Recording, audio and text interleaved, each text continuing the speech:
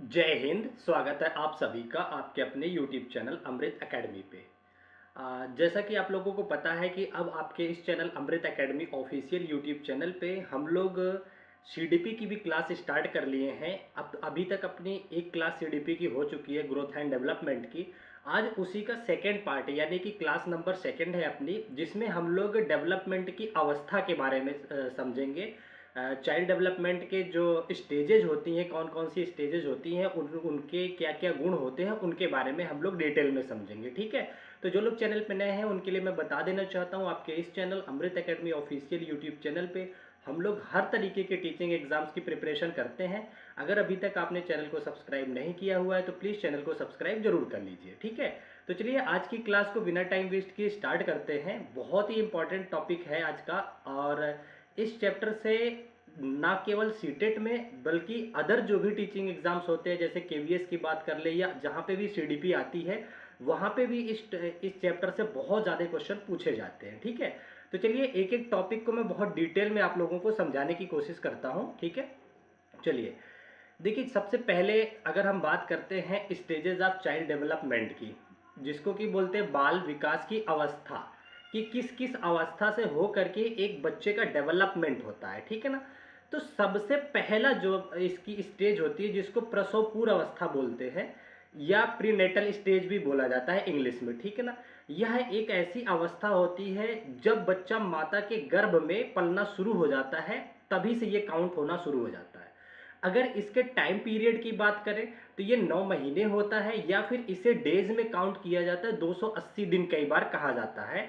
या एक बार सीटेट ने पूछा था तो वीक के फॉर्म में, तो ये 40 सप्ताह या 40 हफ्ते की बात होती है। ठीक है ना, हफ्ते, तो 40 वीक या फिर 280 दिन या फिर 9 मंथ होता है। ठीक है ना, तो इसका टाइम पीरियड आप लोगों को पता हो गया। कौन सी स्टेज, ये सबसे पहली स्टेज होती है, ये सबसे इनिशियल स्टेज बोली जाती है। यह पता है ना कि यह अवस्था माता के गर्भधान से शुरू हो जाती है। ठीक है ना, बहुत सबसे इनिशियल स्टेज कितने दिन की होती है, 280 दिन की। सप्ताह में बात करें तो 40 सप्ताह की होती है, या फिर 9 मंथ बोला जाता है। ठीक है, तो ये पहली स्टेज हो गई जिसका कि नाम है क्या, प्रसव पूर्व अवस्था। ठीक है, चलो आगे बढ़ते हैं हम अपने नेक्स्ट अवस्था, जो कि काफ़ी इंपॉर्टेंट हो जाता है, जिसको कि बोला जाता है इन्फेंसी स्टेज या फिर शैशवा अवस्था। ठीक है ना, सेकेंड अब स्टेज क्या है, इन्फेंसी स्टेज या फिर शैशवा अवस्था।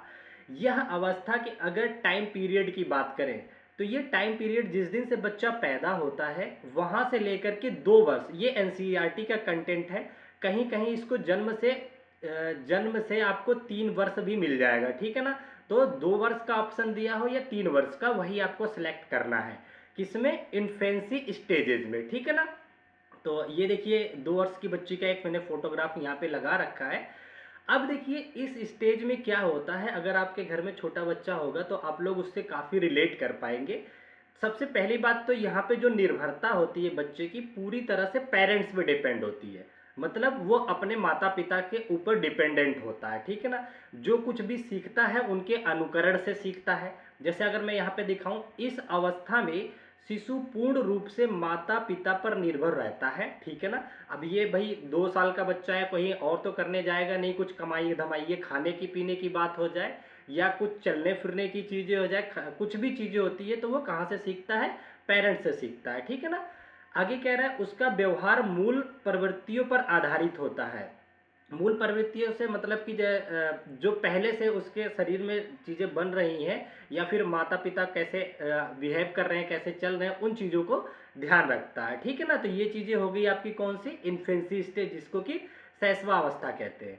यह अवस्था महत्वपूर्ण और हो जाती है, क्यों, क्योंकि इस अवस्था में बच्चे का जो शारीरिक विकास होता है वो भी बहुत तेजी से होता है। ठीक है ना, और ये देखिए प्रसव पूर्ण अवस्था जो होती है ना, इसमें भी बच्चा बहुत तेजी से डेवलप करता है। आप देखते होंगे 9 महीने के अंदर ही बच्चा एक बूंद से डेवलप होकर के एक बच्चे का शेप ले लेता है, तो इसमें भी बहुत तेजी से डेवलपमेंट होता है।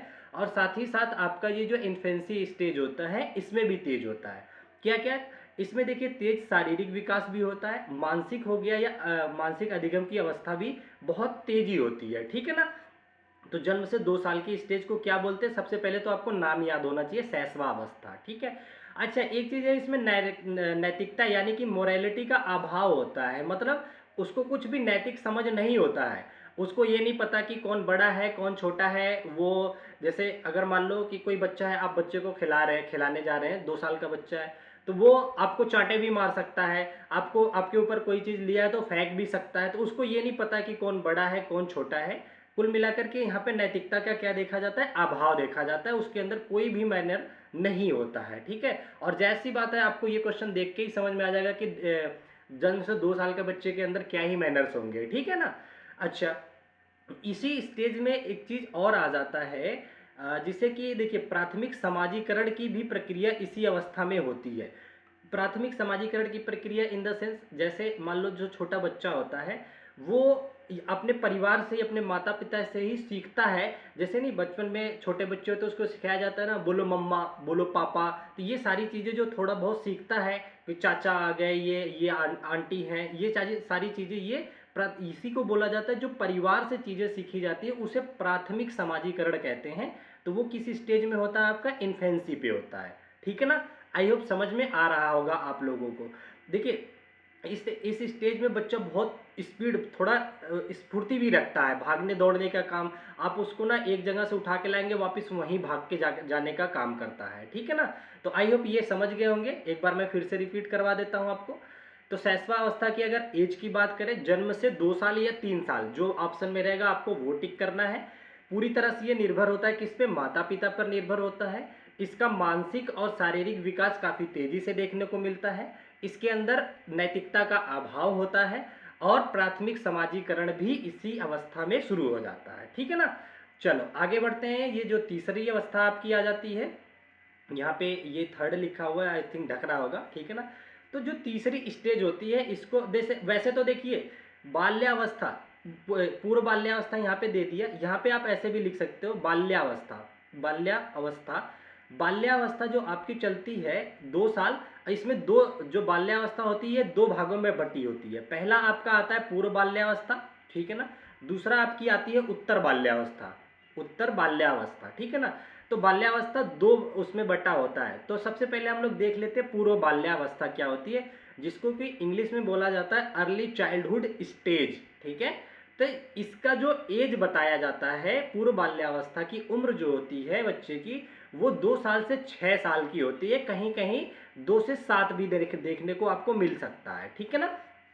ये चीजें देख लिए। ये देखिए मैंने फोटोग्राफ लगा रखा है, ये मेरी एक भतीजी है यहाँ पे। ये देखो जा करके खड़ी हो गई थी। जो नहीं होता है टॉय लगे होते हैं, वो दुकान, कपड़े की दुकान के बाहर पुतले लगे होते हैं बच्चों के, उसके बीच में जा करके खड़ी हो गई थी। ठीक है ना।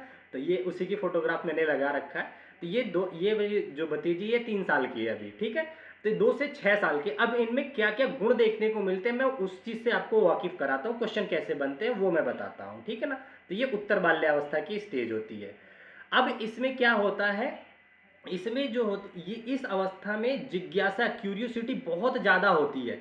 मतलब बच्चा इतने प्रश्न करेगा आपसे कि पका देगा। जैसे ये मेरी भतीजी है ना, जब कभी मेरे साथ जाएगी ना तो वह प्रश्न में प्रश्न, चाचा ये क्या है, ये पुतला है, ये काम क्या करता है, या घर में ये क्या चीज़ है, ये खाने की चीज़ है, ये पेन जो मैं पकड़ रखा हूँ, कभी लैपटॉप को टीवी बोल के चली जाएगी। मतलब इतने ज़्यादा क्वेश्चंस करते हैं बच्चों के अंदर। इस स्टेज में क्या होती, क्यूरियोसिटी बहुत ही भर भर के होती है।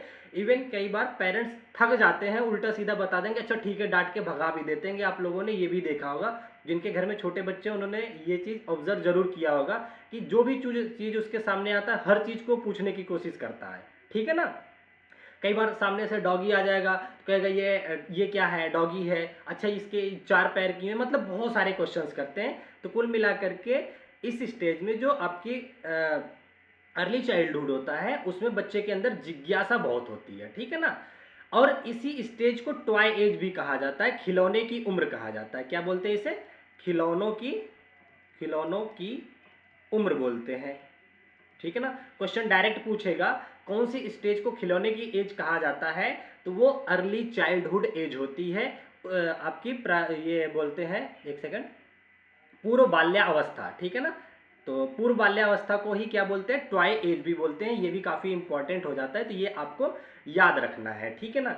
चलो और आ जाते हैं, यह भाषा अर्जन, लैंग्वेज एक्विजिशन के लिए संवेदनशील चरण होता है। मतलब इस स्टेज में, पूर्व बाल्यावस्था में, बच्चे बहुत जल्दी भाषा का ग्रहण करते हैं। ठीक है ना। तो आप जैसे कुछ भी सिखाओगे बोलना से मम्मी पापा, बहुत बड़े बड़े स्टेंजा भी बोलने शुरू कर देते हैं कि नए नए वर्ड आप अचानक से उनसे बात करोगे ना तो कुछ ऐसे वर्ड वो बोलेंगे जो कभी आपने उनको सिखाया भी नहीं होगा, ठीक है ना। तो आप लोगों को एलईडी वगैरह सब मैं आगे पढ़ाऊंगा कि इनके अंदर एक लैंग्वेज एक्विजिशन डिवाइस वगैरह होता है, वो सारी चीज़ें मैं आपको डिटेल में बताऊंगा। अभी आप इतना जानिए कि इसी स्टेज में क्या होता है, भाषा को अर्जित करने का ये एक अच्छा स्टेज माना जाता है। कौन सा आपका अर्ली चाइल्डहुड, ठीक है ना। चलो अब आगे बढ़ते हैं और क्या क्या इनकी चीज़ें होती हैं। अच्छा, अब देखिए इसी स्टेज में कल्पनाशील, मतलब कल्पनाशील वाले गेम एक्टिविटी रूप में भाग लेते हैं। मतलब इनको देखोगे ना, जैसे मेरी भतीजी है उसका एक टेडी है छोटा सा, ठीक है ना। तो उसको कभी कहेगी ये बाबू है, कभी कहेगी कि ये रानी है। तो बहुत सारी चीज़ें कल्पनाएं करती हैं ये। इस स्टेज में क्या करते हैं बच्चे ना, अपने दिमाग में नई नई कल्पना करते हैं कि ये चीज़ हो सकती है, ये ऐसे हो सकता है। अभी उसको मारोगे तो कहेगी इसको चोट भी लग रहा है। तो ये सारी चीज़ें घटनाएं देखने को किस एज में मिलती हैं, इसी अर्ली चाइल्डहुड एज में मिलती हैं, ठीक है ना। आई होप आप समझ गए होंगे। एक बार मैं फटाक से फिर रिवीजन इसका करा देता हूँ। देखिए क्या होता है, पूर्व बाल्यावस्था एक आती है। बाल्यावस्था को दो भागों में बांटा है, पूर्व बाल्यावस्था। पूर्व बाल्यावस्था की एज की बात करें कितना ग्रुप होता है, 2 से 6 या 2 से 7 आप याद रखोगे, ठीक है ना, जो ऑप्शन में मिल जाएगा। उसके बाद आपका आ जाता है इस पूर्व बाल्यावस्था में बच्चों के अंदर बहुत सारे क्वेश्चंस जनरेट होते हैं, क्यूरियोसिटी बहुत ज़्यादा होती है। इसी को खिलौने की उम्र भी कहा जाता है। इसी स्टेज में बच्चा भाषा को बहुत अच्छे से अर्जित भी कर लेता है, ठीक है। चलो आगे बढ़ चलते हैं नेक्स्ट अपना। हाँ, और मैंने ये भी बता दिया कल्पनाशील वाले गेम भी ये लोग इसमें ज़्यादा खेलते हैं। अब आ जाते हैं हम लोग मिडिल चाइल्डहुड की बात कर लेते हैं। मध्य बाल्यावस्था के नाम से जाना जाता है, ये चौथा आपका आ जाता है, ठीक है ना। कि कौन सी स्टेज है ये, मध्य बाल्यावस्था की स्टेज होती है। अगर इसके उम्र की बात करें 6 से 12 वर्ष, 6 से 11 वर्ष, कहीं कहीं ये 6 से 12 भी आपको देखने को मिल सकता है। तो जो भी आपके ऑप्शन में होगा वो आप टिक करोगे, ठीक है ना। तो चलो अब इसमें क्या क्या इनकी, इसको एक और उसके नाम से जाना जाता है, मध्य बाल्यावस्था को स्कूल एज के नाम से भी जाना जाता है, ठीक है ना। तो देखो यहाँ पे लिख रखा है हमने, इसे आरंभिक स्कूल एज कहा जाता है, क्योंकि अभी इसी स्टेज में 6 साल का बच्चा होता है, मैक्स टू मैक्स 3 से तो बहुत प्री स्कूल में जाता है। उसके बाद जो थोड़ा सा सीखने लायक होता है, 6 साल का बच्चा हो जाता है, 5-6 साल के, तो वही जाते हैं स्कूल में, ठीक है ना। तो इसे आरंभिक स्कूल की एज भी कहा जाता है, ठीक है ना। दूसरी चीज की इसे कई बार गंदी अवस्था भी कहा जाता है। गंदी अवस्था क्यों कहा जाता है, इस स्टेज में आप देखोगे ना बच्चे स्कूल से आते टाइम उन्हें कहीं कीचड़ दिख जाए तो उसमें छपाक से कूद जाएंगे। आप लोगों ने टीवी में ऐड भी देखे होंगे इसी इन्हीं एज के बच्चों को, जैसे डिटॉल का हो जाता है कि आप लोगों ने टीवी में देखा होगा ना कि अगर मेरा बच्चा ये नहीं करता तो मैं डिटॉल इस्तेमाल नहीं करती, ऐसे ऐड आते हैं ना। तो उसमें देखते बच्चा कूद करके पानी में चला जाता है बहुत। तो मतलब इस स्टेज में उन्हें ये नहीं पता होता कपड़े गंदा हो रहे क्या हो रहा है, तो इन्हें गंदगी में भी रहने की आदत होती है। ये सब चीज़ें माहौल को गंदा करने का भी आदत होता है, ठीक है। किसमें, मध्य बाल्यावस्था, जो कि 6 से 11 वर्ष की एज होती है। अच्छा ये आ गया। अब इसमें देखिए स्फूर्त की अवस्था भी बहुत रहती है, कूद फान करते हैं, कीचड़ में कूद जाएंगे, नाली टापने लग जाएंगे, कोई नाला देखेगा उसको कूद जाएंगे, रास्ते में कोई पत्थर दिख जाएगा उसको फेंकते हुए लेकर के आएंगे। तो एक तरह से स्मार्ट एज भी इसे कहा जाता है, स्फूर्त की एज भी कहा जाता है इसे, ठीक है ना, मध्य बाल्यावस्था की, ठीक है। अच्छा अब देखो इसे खेलों की अवस्था कहा जाता है। पूर्व बाल्यावस्था को हमने बताया था क्या कि खिलौनों की अवस्था थी, वहां पे खिलौनों को महत्वपूर्ण बहुत मानते हैं वो लोग। जैसे जो पूर्व बाल्यावस्था है जिसमें अभी बता रहा था मैं अपनी भतीजी का, उसका नाम लाडो है। तो वो इस स्टेज में ना उनके खिलौने बहुत कुछ होते हैं, उनके जो भी उनके पास गुड़िया होगी बहुत संभाल के रखेंगे, तो उसे खिलौने की एज कहा जाता है। लेकिन जो मध्य बाल्यावस्था आती है इसे खेल की एज कहा जाता है, इसमें नए नए तरीके के खेल वो खेलना चाहते हैं, ठीक है ना। तो ये याद रखोगे मध्य बाल्यावस्था की स्टेज होती है। एक सबसे इंपॉर्टेंट आ जाता है जो आप सबने भी किया होगा कि स्टोरेज की प्रवृत्ति आ जाती है। इस अवस्था में बच्चों के अंदर अपने सामान को स्टोर करके रखने की स्टेज आ जाती है। जैसे आप लोग देखते होंगे बचपन में, जैसे मैं अपनी बताऊं तो मुझे कंचे इकट्ठा करने का बहुत शौक था। एक मटका था, मैंने उसमें बहुत सारे कंचे इकट्ठा करके रख रखे थे। तो एक मुरा हमारा जो है ना गाँव में था, मिट्टी का घर था, तो उसकी दीवार में मैंने एक जगह थी वहाँ पे रख रखा था। तो अभी कुछ साल पहले, 2-3 साल पहले, जब उसकी दीवार गिराई गई तो वहाँ से वो मटका निकला तो उसमें पूरे कंचे भरे हुए थे। तो वो इसी एज में होता है। आप लोगों ने भी बहुत सारी चीज़ें संग्रहित करके रखा होगा। कुछ लोग होते हैं जैसे नहीं, माचिस की डिब्बियों पे या अलग अलग पहले छोटे छोटे फोटोग्राफ्स आते थे हीरो हीरोइंस की, ठीक है ना, तो उसको काट काट के इकट्ठा करके गड्डी बना करके रखते थे। तो ये जो स्टेज आती है आपकी ना, मध्य बाल्यावस्था 6 से 11 की स्टेज होती है। इसमें बच्चा क्या करता है, स्टोरेज रखने की, चीज़ों को सजो कर रखने की प्रवृत्ति रखता है, ठीक है ना। तो इस तरह से क्वेश्चन पूछेगा तो आपको पता होना चाहिए। अच्छा, इसी स्टेज को टोली या समूह या गैंग एज भी कहा जाता है। इस स्टेज में आप लोग देखते होंगे ना, लड़के जो होते हैं अपना एक अलग ग्रुप बना लेते हैं, लड़कियां अलग ग्रुप बना लेती हैं, कुछ में तो लड़के लड़कियों का भी ग्रुप हो जाता है। मतलब 4 6 10, मतलब इस स्टेज में जब 6 साल से 7 साल नए नए स्कूल जाते हैं तो नए नए दोस्त बनते हैं, तो उनके ग्रुप बन जाते हैं। तो कई बार होता है ना कि हम एक ही बेंच पे बैठेंगे, हम एक ही क्लासरूम में बैठेंगे। बच्चा थोड़ा इवन बड़ा भी हो जाता है, जब उसको उस क्लासरूम से निकाल करके दूसरे क्लासरूम में या स्कूल चेंज किया जाता है तो भी उसे बहुत रोना आता है कि मेरे दोस्त सब बिछड़ रहे हैं। तो ये जो एज होती है इसे टोली या समूह या गैंग एज भी कहा जाता है। यहाँ से क्वेश्चन डायरेक्ट पूछता है कि किस अवस्था में बच्चे गैंग में रहना ज़्यादा पसंद करते हैं, तो वो आपकी गैंग एज जो होती है आपकी ये आती है, क्या कहते हैं, 6 से 11 की एज आती है, मध्य बाल्यावस्था जिसको कहते हैं, ठीक है ना, ये आती है। लेकिन एक चीज ध्यान रखना, जो गैंग के वो एक्टिव मेंबर, ये क्या होता है ना, ये जैसी होती है, ये यहाँ पे दोस्त को भूल भी सकते हैं, लेकिन जो एक्टिव मेंबर बनते हैं वो आपके किशोरावस्था में बनते हैं। अभी आगे मैं उसको भी समझाता हूँ, ठीक है। अच्छा, अब इसे ही देखो जीवन का एक अनोखा काल भी कहा जाता है। ये जो आपका मध्य बाल्यावस्था होती है, वैसे भी आप लोगों को पता होगा कि स्कूल की जो एज होती थी काफ़ी इंपॉर्टेंट लगती, बहुत अच्छी एज रहती थी। अगर आज हमें ऑप्शन मिले कि हमें पास्ट में अपना जाने को मौका मिले तो ज़्यादातर बच्चे यही चूज करेंगे कि हमें स्कूल एज में जाना है, ठीक है ना। तो इसे जीवन का अनोखा काल भी कहा जाता है, ठीक है। अच्छा, इसमें जो होता है देखिए मूर्त तार्किक चिंतन होता है। इसमें देखिए तार्किक चिंतन मतलब लॉजिकल थिंकिंग की अवस्था कहा जाता है। इसमें बच्चा थोड़ा लॉजिकली सोचने लग जाता है, लेकिन जो चीजें सामने प्रेजेंट होती है मूर्त चीजों पे ये कर पाता है, ठीक है ना। अमूर्त चीजों पे लॉजिकल थिंकिंग वो किशोरावस्था में जाकर के करता है, एडोलेसेंस में, ठीक है ना। सोचता तो है लेकिन किस पे, मूर्त रूप से सोचता है, जो चीजें प्रत्यक्ष में दिखती हैं, ठीक है। तो ये आपकी मध्य बाल्यावस्था, या मध्य बाल्यावस्था का ही दूसरा नाम उत्तर बाल्यावस्था भी होता है, उत्तर बाल्यावस्था, ठीक है ना। तो ये आपको याद रखना है। चलो, 3 हमने सिखा दिया आप लोगों को, एक बार मैं फिर से फटाफट से रिवाइज करा देता हूँ। यहाँ पे आ जाइए। देखिए मध्य बाल्यावस्था या इसी को उत्तर बाल्यावस्था भी कहते हैं, 6 से 11 या 12 वर्ष की एज होती है, ठीक है ना।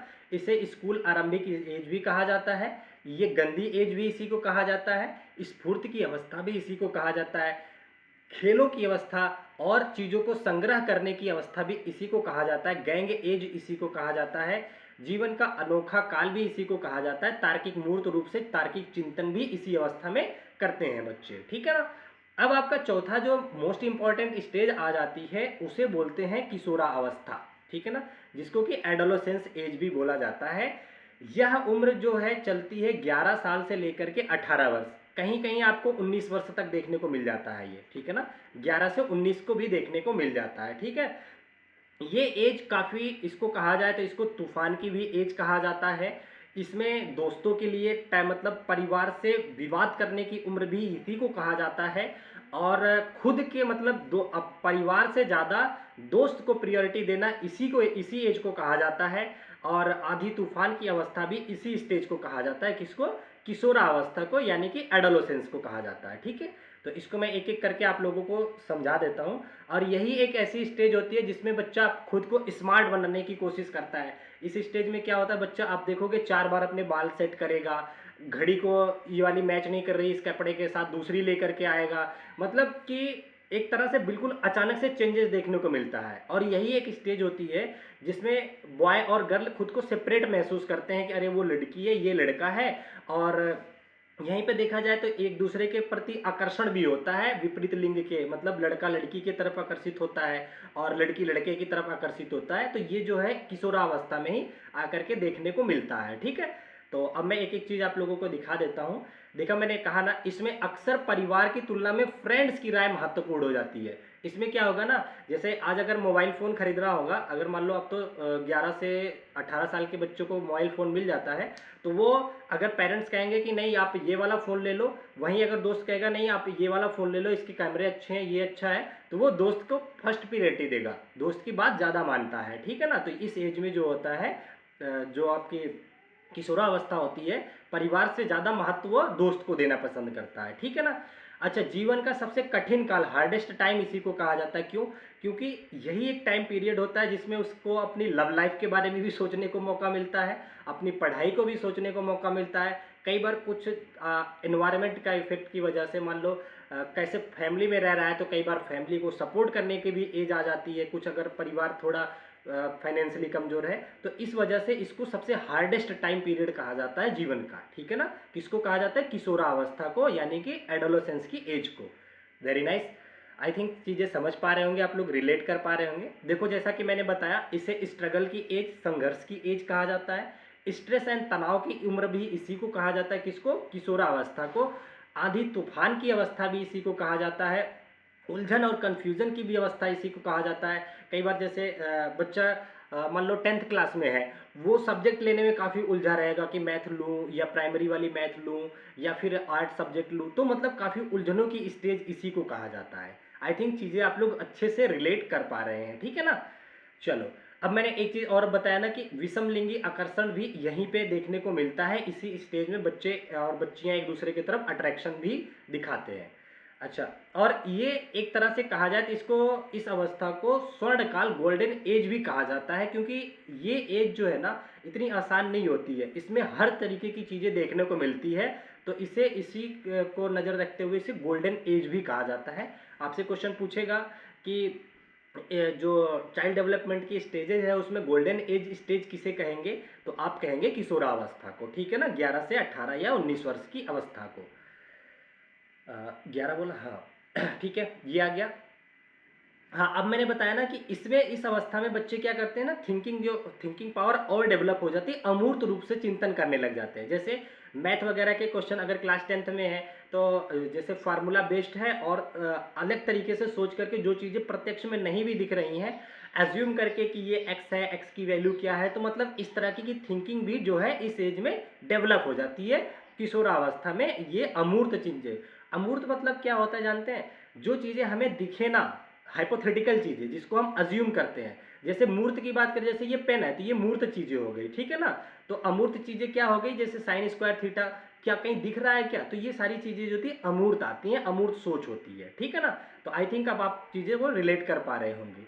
चलो, और हाँ, ये सबसे एक और इसमें इंपॉर्टेंट थिंग यहाँ पे ये आ जाती है, एक चीज़ आ जाती है कि इस अवस्था में वीर पूजा, मतलब हीरो वर्शिप की भावना होती है। हीरो वर्शिप की भावना मतलब कि ये अपनी लाइफ में किसी ना किसी को आदर्श मान लेता है। कुछ बच्चे होते हैं, नई नई कई मूवी देख लेंगे, मान लो कोई ऐसी मूवी आ गई देशभक्ति की, सरदार भगत सिंह की, इस तरह से, तो वो खुद को, अपने आप को ना उनके आदर्श मान लेंगे कि मैं तो भगत सिंह बनूंगा, आगे चल के आर्मी ज्वाइन करूंगा, मतलब ये सारी चीज़ें यहीं आ जाता है। कुछ लोग अपने टीचर्स को आइडियल मान लेते हैं कि ये सर तो बहुत अच्छे हैं, बहुत अच्छे से पढ़ाते, बहुत अच्छे से समझाते, मुझे इनके जैसा बनना है। कई बार आप देखोगे कि इस स्टेज में बच्चे अगर सोशल मीडिया यूज़ करते हैं ना, तो अपने व्हाट्सअप या फिर इंस्टा की प्रोफाइल फ़ोटो पे भी उन्हीं की फ़ोटो लगाना पसंद करते हैं, जिसको कि वो बहुत ज़्यादा एक तरह से बोलते हैं कि उनका फ़ैन बन जाते हैं, ठीक है ना। तो ये वर्शिप चीज़ें यहीं आती हैं, लड़के हों या लड़कियां। लड़कियां भी आप देखते होंगे कि इसी स्टेज में आकर के हीरोइनों को या कुछ वीरांगना जैसी हैं, मान लो, उनको फॉलो करती हैं, तो उनके जैसा बनना चाहती हैं। तो इस स्टेज, यही एक स्टेज होती है जिसमें बच्चा किसी की तरह बनने की कोशिश करता है, ठीक है ना। तो आई थिंक आप समझ पाए होंगे कि वीर पूजा जैसा वर्ड क्या होता है। तो ये चीज़ें होती हैं, किसी की तरह बनने की एज होती है किशोरावस्था, ठीक है। तो आई होप ये आप समझ गए होंगे। मैं एक बार फिर से फटाफट से तुरंत के यहीं रिवीजन करा देता हूँ। तो देखो, किशोरावस्था या एडोलेसेंस की जो एज होती है 11 से 18 या 19 वर्ष की होती है, ठीक है ना। इस स्टेज में बच्चा परिवार से ज़्यादा महत्व देता है दोस्तों को, ठीक है। इसे जीवन का सबसे हार्डेस्ट टाइम पीरियड भी कहा जाता है। इसे संघर्ष, तनाव, तूफान आदि सारी अवस्था इसी को कहा जाता है। ये यहीं पे अगर बोले तो प्यार, मोहब्बत और विषमलिंगी आकर्षण भी यहीं पे देखने को मिलता है।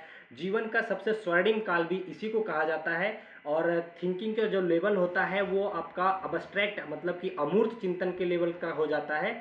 और ये यहाँ पे किसी न किसी को, चाहे वो अभिनेता हो सकता है, राजनेता हो सकता है, किसी को आदर्श मान लेता है कि हमें इनके जैसा बनना है, और उनकी चीज़ों को फॉलो अप भी करने लगता है, ठीक है। तो आई होप ये जितनी स्टेजेस मैंने बताया आप लोगों को बहुत बेहतर तरीके से समझ आई होंगी। और ये शॉर्ट नोट हिंदी में लिखे हुए, जो कि पेन से मैंने लिखे हैं, वो आप लोगों के सामने लगा दिया है। देखिए, विकास की अवस्था है, गर्भावस्था एकदम शॉर्ट में फटाफट से आप देख सकते हो। जन्म से मतलब गर्भधारण से के टाइम से लेकर के 40 सप्ताह तक चलता है या 9 महीने तक चलता है। शैशवावस्था जन्म से 3 साल या 2 साल भी कहीं कहीं देखने को मिलता है। बाल्यावस्था बताया था 3 से 12 वर्ष। इसमें भी देखिए पूर्व बाल्यावस्था 4 से 6 या 7 और उत्तर बाल्यावस्था 7 से 12 देखने को मिलता है, ठीक है ना। तो किसी को देखिए जो पूर्व बाल्यावस्था है इसे प्री स्कूल एज कहते हैं, इसे स्कूल एज कहते हैं। गैंग एज वगैरह सब मैंने आप लोगों को सिखाई दिया है। किशोरावस्था 12 से 19 कहीं कहीं देखने को मिलेगा आपको, कहीं कहीं 11 से 18 देखने को मिलेगा, ठीक है ना। तो ये चीज़ें सब कुछ आप लोगों को अच्छे से मैंने सिखा दिया है। आई होप चीज़ें आप लोगों को बहुत अच्छे तरीके से पसंद आई होंगी, ठीक है। और जिसको स्क्रीनशॉट लेना है वो स्क्रीनशॉट भी ले सकता है। और चीज़ें अगर पसंद आ रही हैं तो प्लीज़ लाइक शेयर सब्सक्राइब जरूर करके रखिएगा, क्योंकि बहुत कुछ देने वाला हूँ मैं आपको इस चैनल पे। और होप सो अभी ये फर्स्ट टाइम है तो सब कुछ फ्री रहने वाला है आप लोगों के लिए, ठीक है। तो और भी दोस्तों के साथ जोड़िए, कैसा लगता है मेरा पढ़ाना वो सब चीज़ें आप लोग थोड़ा कमेंट कर दिया करिए, तो काफ़ी एनर्जी मिलती है और मेहनत से कंटेंट बना करके आप लोगों को सिखाने का मन करता है, ठीक है। तो चलिए आज की क्लास यहीं तक रखते हैं, फिर मिलेंगे आप लोगों से नेक्स्ट क्लास में। तब तक के लिए पढ़ाई जारी रखिए। Bye bye, take care, thank you so much, जय हिंद।